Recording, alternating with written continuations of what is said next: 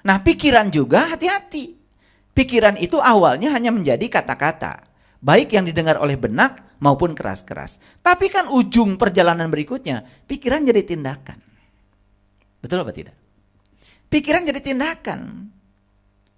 Dan kita dapat melakukan tindakan apapun, ya, pasti itu kan berdasarkan produk pikiran.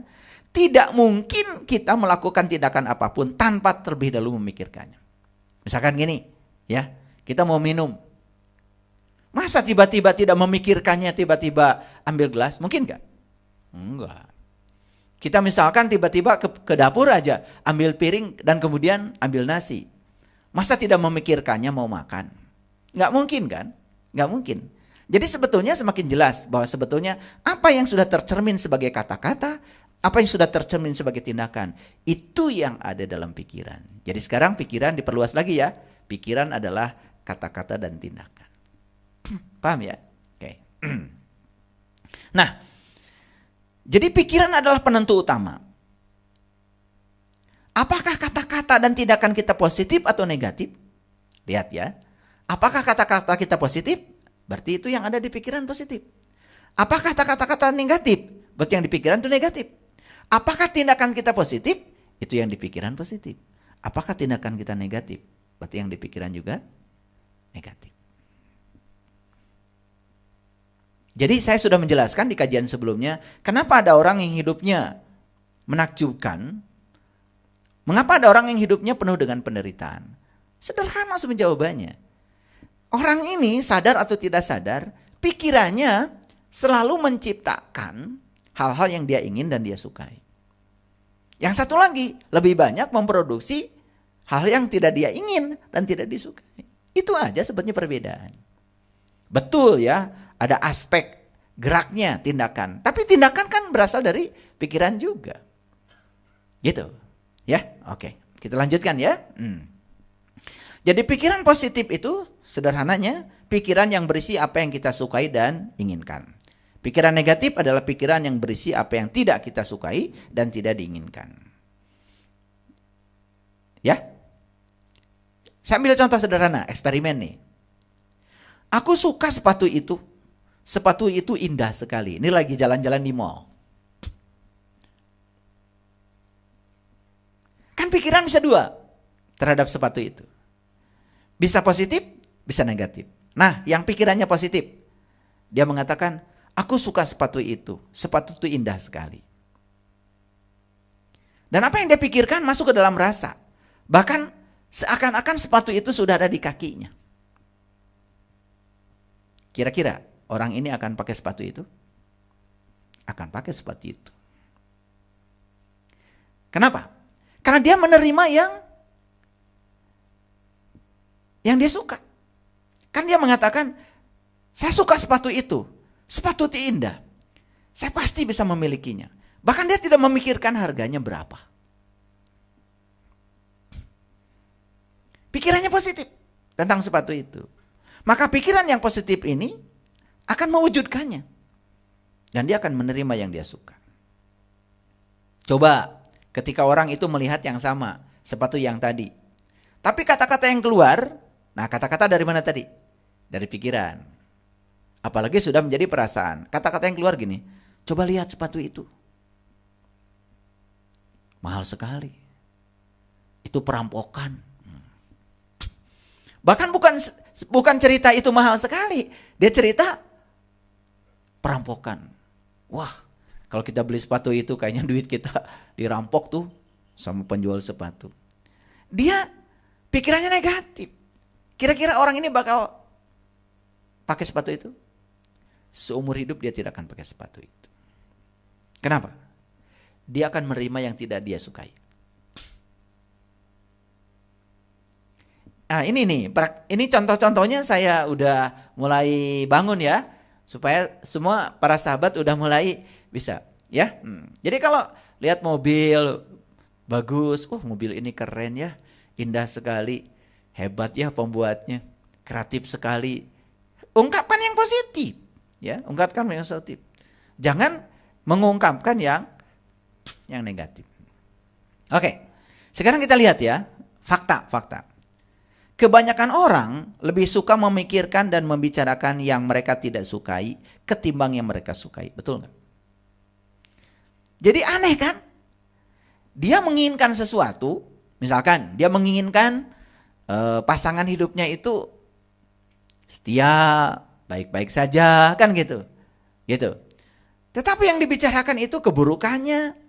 Yang dibicarakan itu hal-hal yang negatif tentang pasangannya. Bahkan itu dibicarakan berulang-ulang kepada banyak orang. Kan berarti dia sedang memancarkan dengan pikirannya itu adalah getaran yang negatif.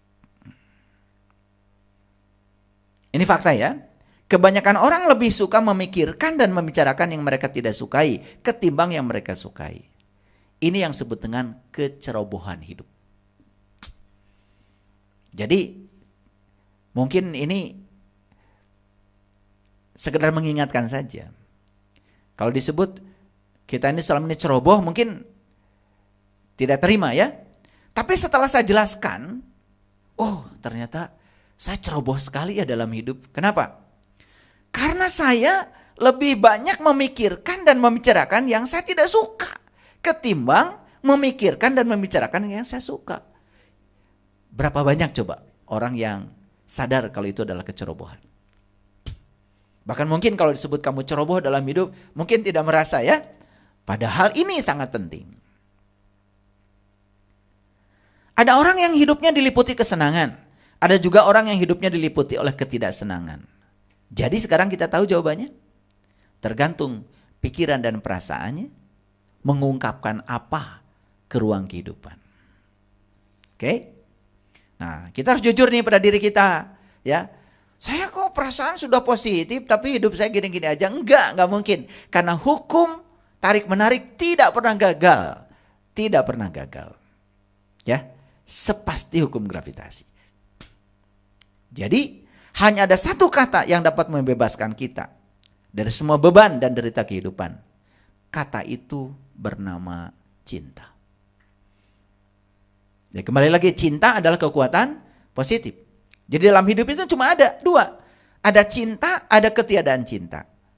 Ada kekuatan positif, ada ketiadaan kekuatan positif. Itu yang disebut dengan kekuatan negatif.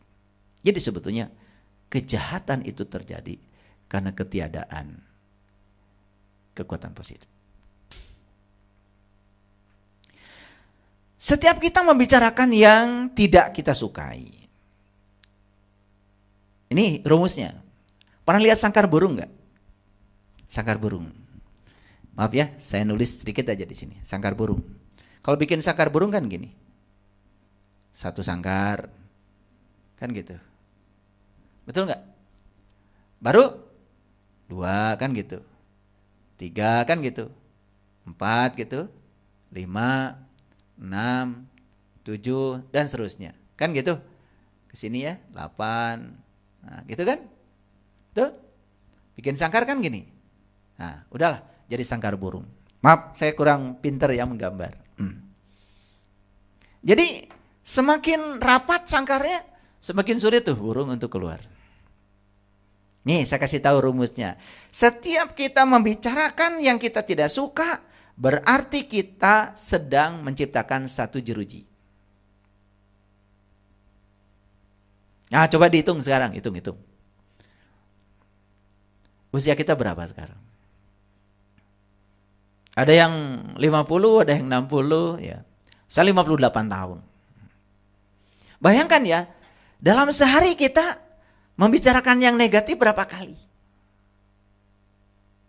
Terbayang nggak? Dalam sehari. Sekarang dalam 58 tahun kita membicarakan yang negatif berapa kali? Ingat, yang negatif yang kita bicarakan kan sumbernya pikiran. Kembali lagi ke pikiran, sumber energinya. Bayangkan ya, serapat apa jeruji sangkar burung kita. Burungnya ada di sini. Burungnya ada di sini. Dan burung ini semakin terpenjara oleh apa? Oleh jeruji yang dia ciptakan sendiri. Maaf ya, maaf. Sehingga kita melihat sekarang banyak orang yang dipenjara oleh penderitaan dan kesulitan. Dipenjara oleh kesulitan uang, dipenjara oleh kesulitan pekerjaan, dipenjara oleh kesulitan hubungan, dipenjara oleh kesulitan kesehatan. Tidak terasa ya? Waduh, kalau kita bayangkan sekarang, jeruji saya sebanyak apa ya? Bahkan mungkin sudah tidak ada lubang-lubangnya, saking rapat jerujinya. Sehingga kita ini sudah terpenjara oleh jeruji yang kita ciptakan sendiri. Jadi, tugas kita apa kira-kira sekarang? Lepas? Bukan. Tugas kita adalah mematahkan jeruji ini satu persatu.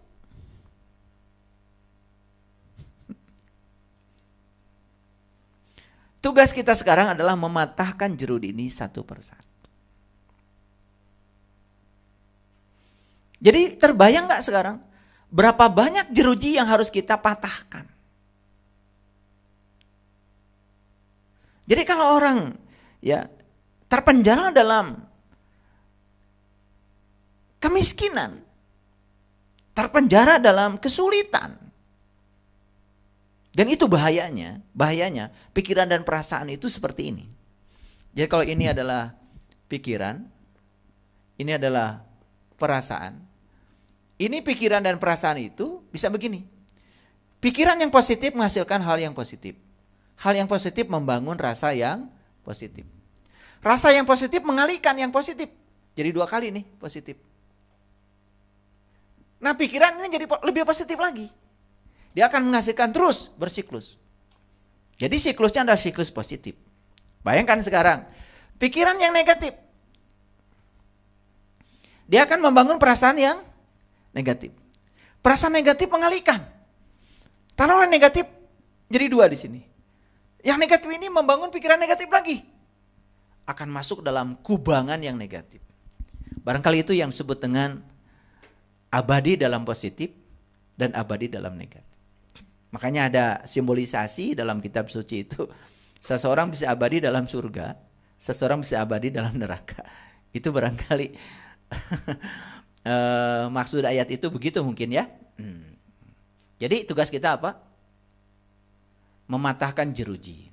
Nah, saya mengambil ada satu kata bijak yang sangat saya kagumi. Dan kamu akan mengetahui kebenaran, dan kebenaran itu yang akan memerdekakan kamu.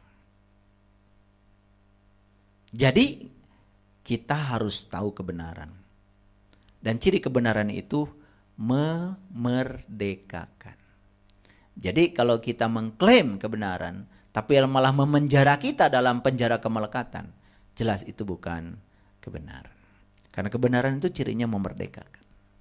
Jadi kalau orang belajar kebenaran, dan dia sudah menemukan kebenaran, cirinya itu dia merdeka. Dan ciri orang merdeka, satu, dia berhasil menjadi dirinya sendiri. Dan ciri orang yang tidak merdeka juga satu, dia berhasil menjadi orang lain. Dan orang yang menjadi orang lain, dia akan menjadi berubah dengan apa kata orang tentang dirinya. Jadi baperan, tersinggungan, ya. Tidak damai ketika dicaci orang lain. Biarkan saja. Orang mencaci kita kan dia mencaci dirinya sendiri. Tidak ada urusan dengan kita. Menjadi urusan dengan kita kalau kita mengizinkannya. Karena kapal tidak pernah tenggelam oleh air yang di luar. Kapal itu selalu tenggelam oleh air yang diizinkan masuk ke dalam. Walaupun sedikit yang diizinkan masuk. Tapi kalau diizinkan terus-menerus kan lama-kelamaan banyak juga dalam kapal. Itu yang membuat pengapungnya di dalam kapal hilang. Karena pengapung dalam kapal itu adalah udara. Sedangkan air itu kan penenggelam. Ya, oke. Baik, saya coba buat resume dulu sebelum saya masuk pada kajian sainsnya yang lebih dalam. Cinta itu tidak lemah. Kalau lemah, ketiadaan cinta. Cinta itu tidak cengeng. Kalau cengeng, ketiadaan cinta. Cinta itu tidak lembek. Kalau lembek, ketiadaan cinta. Cinta adalah kekuatan positif dalam hidup. Sumber segala hal yang positif dan menyenangkan. Jadi sederhana kan rumusnya. Kalau hidup ingin menyenangkan, gunakan kekuatan positif yang diberikan semesta kepada kita. yang bernama cinta. Apapun yang kita inginkan untuk menjadi, lakukan, dan miliki, itu berasal dari cinta. Jadi kalau kita sudah kehilangan, tidak mau jadi apa-apa, tidak mau melakukan apa-apa, bahkan tidak ada keinginan untuk memiliki apapun, berarti ada ketiadaan. Kita sedang mengalami ketiadaan cinta. Ada nggak orang yang tidak mau jadi apa-apa? Awas ya, jangan menyalahartikan. Puncaknya spiritual itu tidak memiliki apa-apa, tidak tahu apa-apa, ya, tidak bisa apa-apa dan bukan siapa-siapa. Jangan disalahartikan itu. Kita menjadi apa-apa dulu, tetapi tidak merasa sebagai apa-apa. Kita menjadi siapa dulu, tetapi setelah menjadi tidak merasa sebagai siapa. Kalau kita tidak menjadi siapa, merasa bukan siapa, gak usah belajar. Saya tidak punya apa-apa kok, dan saya tidak merasa punya apa-apa, ya udah gak usah belajar. Yang harus belajar itu yang punyanya banyak, tetapi merasa tidak punya apa-apa. Yang harus belajar itu yang ilmunya banyak, tetapi tidak merasa bisa apa-apa. Yang bukan siapa-siapa itu status sosialnya tinggi, tetapi dia tidak merasa sebagai siapa-siapa. Capai dulu, baru kita lepaskan. Nah, jangan salah artikan. Karena ketika kita sudah kehilangan keinginan untuk menjadi, tidak ada gairah untuk melakukan, bahkan untuk memiliki sesuatu saja yang paling sederhana lah. Memiliki baju bagus saja sudah tidak miliki. Kan kita tidak akan pernah pakai baju bagus. Berarti itu sudah kehilangan kekuatan positif. Ya. Orang kaya tetapi tidak merasa kaya. Nah itu yang harus, yang bagus. Bukan tidak kaya tapi merasa tidak kaya. Nggak usah belajar. Nggak punya apa-apa kok. Saya nggak sombong kok. Karena saya tidak punya apa-apa. Maka saya tidak merasa punya apa-apa. Lah ya memang kamu nggak punya apa-apa. Makanya tidak merasa punya apa-apa. Yang hebat itu yang merasa tidak punya apa-apa, walaupun dia punya apa-apa. Jadi jangan salah belajar spiritual. Karena banyak yang belajar spiritual, udahlah pasrah saja. Makanya saya tidak menemukan ya definisi pasrah yang tepat, kecuali di bukunya Letting Go. Di situ diajarkan bagaimana cara berpasrah. Di pasrah itu bukan menyerah pada keadaan, bukan, justru mengubah keadaan. Menerima keadaan dan mengubahnya. Karena orang itu baru bisa mengubah sesuatu kalau dia tahu kelemahan dirinya. Orang yang tidak tahu kelemahan diri tidak akan pernah mengubah apapun. Jadi sekarang pertanyaannya adalah, coba setiap hari, setiap saat, kita mau memilih apa? Mau memilih mencintai dan memanfaatkan kekuatan positif atau tidak? Dan itu yang menentukan nasib kita. Kita mau memilih apa? Kira-kira memilih apa? Oke. Baik, sekarang kita masuk pada konsep saintifiknya. Dunia terus berevolusi, setuju ya? Dan evolusi bukan hanya evolusi fisik. Jadi jangan dikira loh, di belahan ruang yang lain sekarang ini mungkin saja sedang tercipta planet baru, sedang tercipta bintang baru. Cuman kita tidak menyaksikannya karena begitu luasnya alam semesta ini. Tetapi para ilmuwan yang menggunakan alat ya, teropong yang canggih, yang bisa menyaksikan di jarak berapa ribu tahun cahaya, berapa juta tahun cahaya, walaupun jauh, dia bisa deteksi kejadian itu. Mereka selalu melaporkan bahwa sebetulnya di dunia, di belahan bumi yang lain, di belahan bumi semesta, di belahan semesta yang lain itu sekarang mungkin saja sedang terjadi proses. Dan semua itu proses itu adalah menuju dari keadaan keseimbangan menuju keseimbangan baru. Selalu begitu kan, longsor itu cuma peristiwa di mana tanah sedang menuju keseimbangan baru. Itu aja. Karena di tempat yang lama dia tidak nyaman kan gitu. Karena airnya banyak ya udah ngegelusur ke bawah juga diem. Kan sebenarnya sesederhana itu ya. Makanya alam semesta itu sebenarnya selalu berelaksasi dari satu keseimbangan pada keseimbangan baru. Oke. Kalau kita berbicara tataran materi, tataran partikel, yang namanya partikel itu kan bisa dipisahkan. Tapi kalau kita berbicara dalam tataran energi, semuanya menjadi terhubung. Semua ilmuwan sepakat sekarang mengatakan bahwa energi adalah komunikasi. Energi adalah informasi. Betul ya? Coba. Kita lagi diam seperti ini. Tiba-tiba ada orang kirim WA isinya video. Video informasi bukan? Siapa yang membawa video itu ke sini? Energi kan? Gelombang elektromagnetik. Ya kan? Saat kita kirim pesan, kita merekam video kemudian dikirim, kan kemudian video itu ditangkap oleh apa itu? BTS. Di mana BTS terdekat dan oleh BTS dikirim kan ke jarak yang memungkinkan bisa dijangkau. Yang membawa ini siapa? Energi kan? Tapi isinya apa?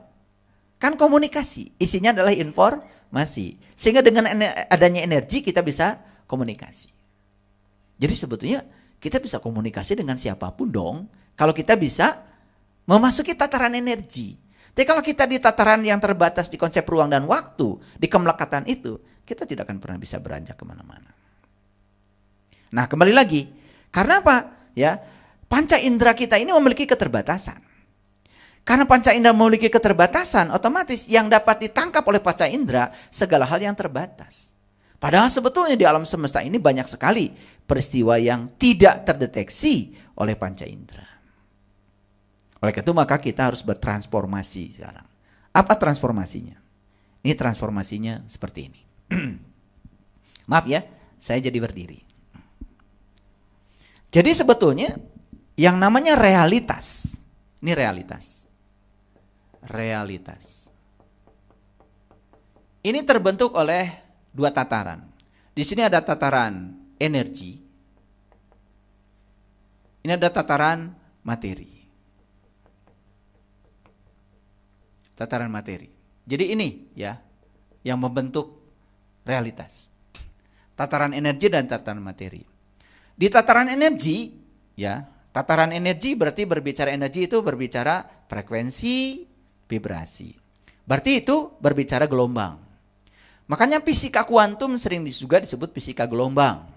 Karena sebetulnya fisika kuantum itu cerita tentang representasi materi dalam gelombang.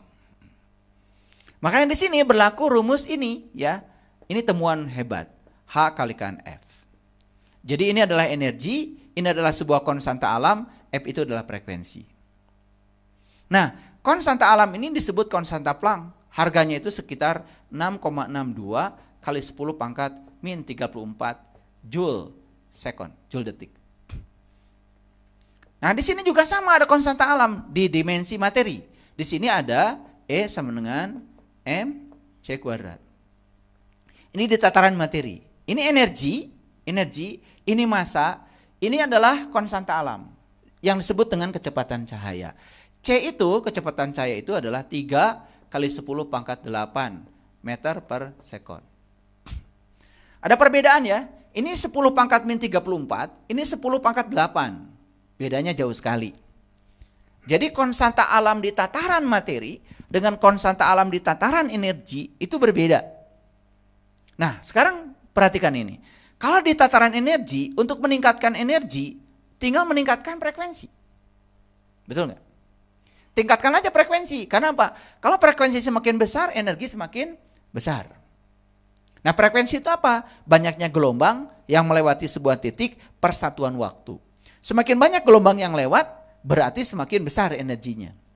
Makanya frekuensi yang besar itu berarti banyaknya gelombang yang melewati satu titik per satuan waktu banyak.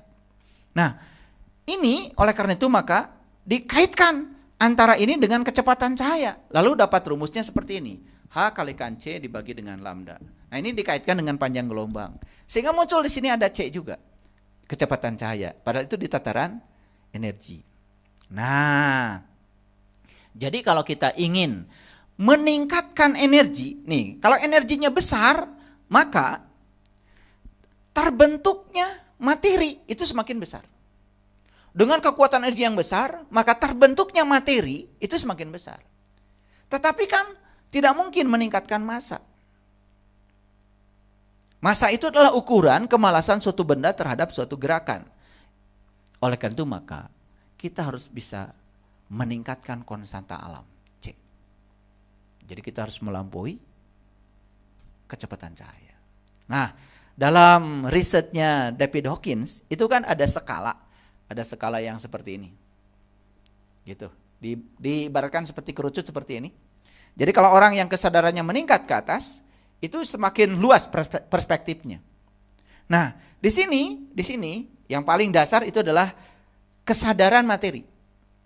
Di kesadaran materi di sini, ya, di mana orang masih melekat dalam konsep ruang dan waktu. Jadi masih dalam 4 dimensi. Berarti kita masuk ke dalam dimensi kelima. Melampaui kesadaran tentang ruang dan waktu. Kalau ruang itu pasti 3 dimensi kan? Kalau ruang kan begini, ruang itu seperti ini, ya. Ini, ya. X, Y, Z. Ruang itu 3 dimensi. Dimensi keempatnya waktu. Nah, kita harus masuk dimensi kelima. Membebaskan diri dari kemelekatan pada ruang dan waktu. Itulah yang memasuki kekosongan. Itu yang disebut dengan memasuki kesadaran murni. Nah, disitulah sebenarnya kita akan menemukan segala ketakterbatasan. Jadi luar biasa ya, kalau kita mau jujur tentang ini. Oke, nah, lalu ini harus dilampaui, masuk pada tataran baru yang disebut dengan force.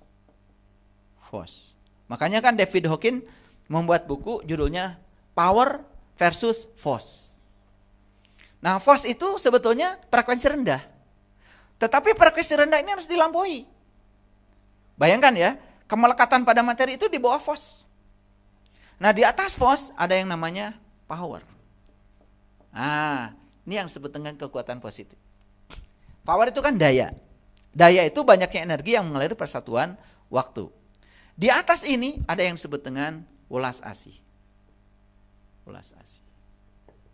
Nah, disinilah sebetulnya kita bisa melampaui konstanta alam yang namanya kecepatan cahaya. Melampaui kecepatan cahaya. Nah, melampaui kecepatan cahaya berarti masuk cahaya di atas cahaya. Ini dalam bahasa Quran disebut nur ala nurin. Cahaya di atas cahaya. Nah, ternyata ya, David Hawkins dan Joe Dispenza mengatakan bahwa untuk bisa melampaui kecepatan cahaya harus memasuki kesadaran welas asih. Di situ sudah tidak ada lagi penghakiman, tidak terjebak oleh benar salah, tidak terjebak oleh baik buruk, tidak ada lagi polaritas, tidak lagi dualitas, yang adalah satu kesatuan, unity. Baru masuk pada dimensi yang berikutnya adalah keterhubungan.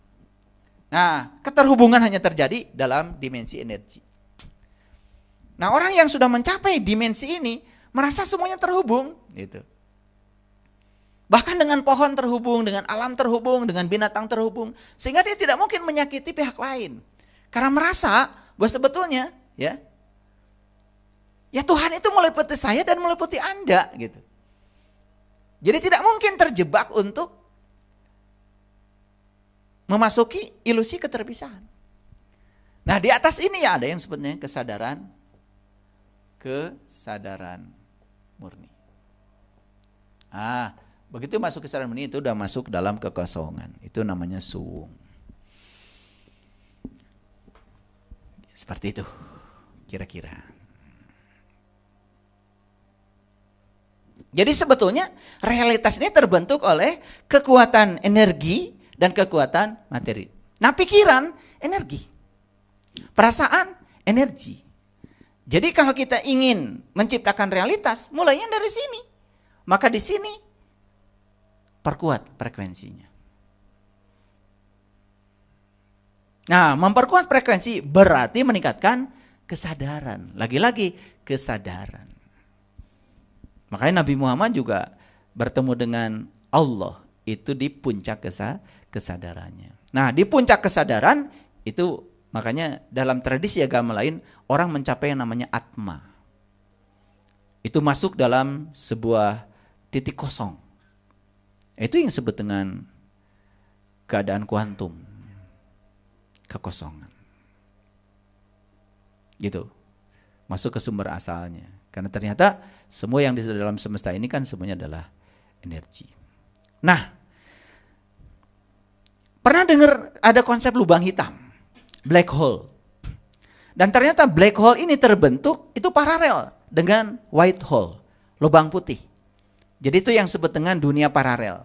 Karena saat terbentuknya lubang hitam, terbentuk juga lubang putih. Nah ternyata lubang hitam itu kan simbolisasi dari alam makro yang ada dalam alam mikro. Sebetulnya diri kita ini lubang hitam. Coba kita perhatikan. Bukankah semua informasi dan energi setiap hari itu kan mengepung kita? Dan masuk ke sini kan? Kan lubang hitam itu melahap semua energi yang ada di sekitarnya. Kan lubang hitam melahap. Betul nggak? Dilahap itu semua, bintang mati dilahap, semua dilahap. Mungkin akan terjadi masa yang sangat masif, dan suatu saat mungkin akan terjadi Big Bang. Ledakan besar. Jadi ledakan besar itulah realitas. Jadi realitas bisa dibangun oleh lubang hitam. Tergantung bagaimana cara kita mengolah semua kepungan energi yang masuk ke dalam lubang hitam ini. Jadi sebenarnya diri kita juga lubang hitam. Makanya pikiran itu kalau dilihat dimensi medannya, itu medan torus. Dan ternyata lubang hitam waktu terbentuk juga membentuk medan torus. Jadi sebetulnya lubang hitam itu ada dalam diri kita. Dan secara tidak sadar setiap hari kita melahap energi. Betul? Coba. Tergantung yang kita lahap apa. Ada yang melahap energi kebencian, ada yang melahap energi ulas asih, ada yang melahap energi penghakiman, ada yang melahap energi dendam.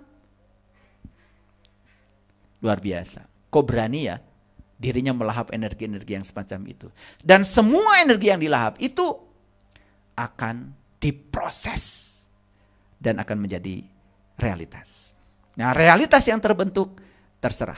Apakah realitas yang memiliki frekuensi tinggi, menyenangkan, atau realitas yang memiliki frekuensi rendah, atau tidak menyenangkan. Ini kuliah kita yang kedua, tentang hidup yang menakjubkan, bagian kedua. Jadi harusnya kalau kita sadar dengan ini, kita bisa mencipta hidup yang menakjubkan, hidup yang keren. Oleh karena itu, maka hidup yang menakjubkan adalah ketika kita bisa sudah memaafkan masa lalu, dan kemudian juga tidak terlalu ambisi terhadap masa depan. Hadir di sini saat ini sekarang. Kembali lagi, present moment. Itu kesadaran saat ini yang akan membuat kita selalu bahagia.